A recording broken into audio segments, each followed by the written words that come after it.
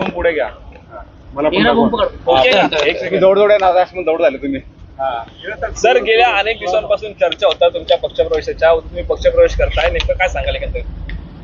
राज्याचे माजी मुख्यमंत्री व सध्याचे विद्यमान उपमुख्यमंत्री एकनाथजी शिंदे हे माझे पहिल्यापासून गुरु होते. मागच्या काळामध्ये त्यांच्यासोबत मी जाऊ शकलो नाही, परंतु जाण्यासाठी निमित्त लागतं.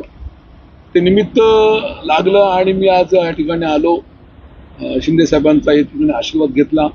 आजच्या ह्या बैठकीमध्ये माझ्या जिल्ह्याचे पालकमंत्री उदयजी सामंत, विद्यमान आमदार किरण सामंत आम्ही एकत्र बसलो. आमच्या मतदारसंघासंबंधी, जिल्ह्यासंबंधीच्या ज्या आवश्यक ज्या चर्चा होत्या त्या ठिकाणी झाल्या आणि सर्व चर्चा ह्या सकारात्मक झालेल्या आहेत. आणि त्यामुळे अत्यंत मला वाटतं सामंत बंधू सुद्धा आणि मी सुद्धा अत्यंत समाधानी आहे. आम्हा सर्वांना शिंदे साहेबांचा आशीर्वाद आवश्यक आहे.